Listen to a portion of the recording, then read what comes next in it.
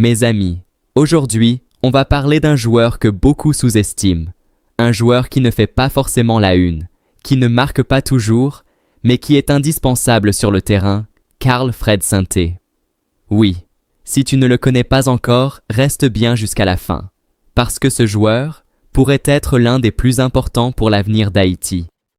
Avant de commencer, abonne-toi, like, partage cette vidéo et dis-moi en commentaire. Est-ce que Sainté mérite plus de reconnaissance? Tout commence en Haïti. Carl-Fred Sainté est né le 9 août 2002 à Grand Goâve, un environnement où le football est une passion, mais aussi un défi. Comme beaucoup de jeunes Haïtiens, il doit travailler dur, se battre, croire en lui. Très tôt, il montre un profil différent, calme, intelligent, discipliné.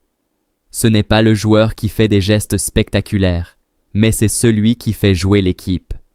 Il commence son parcours au Violette AC. Un club historique en Haïti, c'est là qu'il se développe, qu'il apprend les bases, qu'il construit sa mentalité.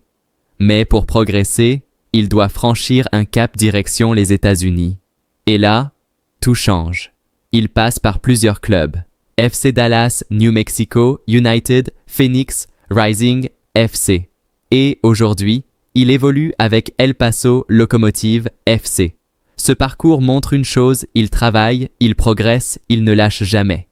Maintenant, parlons de son poste. Carl-Fred Sainté est un milieu défensif, récupération, interception, équilibre.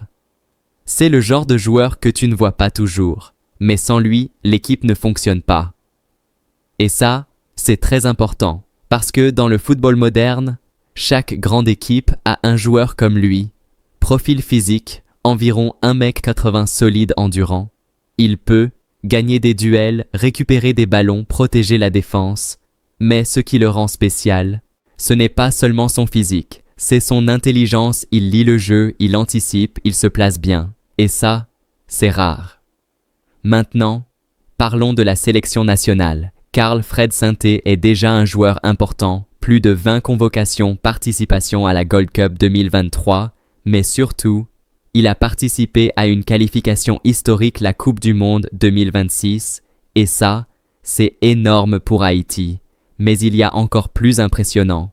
Il a joué Coupe du Monde, U17, Coupe du Monde, Senior. Très peu de joueurs peuvent dire ça, ça montre une chose. Il a de l'expérience internationale. Et ça, c'est très important pour l'avenir, parce que dans les grands matchs, l'expérience fait la différence. Maintenant, parlons de ses performances. En USL Championship, il enchaîne les matchs, il joue régulièrement, il gagne en maturité. C'est un joueur fiable, pas de grosses erreurs, toujours présent. Constant. Et ça, les entraîneurs adorent. Parce que la régularité, c'est la clé du haut niveau. Mais malgré tout ça, il reste sous-estimé. Pourquoi? Il ne marque pas beaucoup. Il ne fait pas de gestes spectaculaires. Mais les vrais connaisseurs savent ce type de joueur est essentiel. Maintenant, imagine Carl-Fred Sainté au milieu avec des joueurs offensifs devant. Ça donne équilibre, stabilité, sécurité, et ça permet aux attaquants de briller. C'est exactement son rôle. Un travail dans l'ombre, mais indispensable. Et c'est pour ça qu'il peut devenir un pilier des Grenadiers. Mais la vraie question, peut-il encore progresser? La réponse est oui. Il est encore jeune, il a de l'expérience, il joue régulièrement.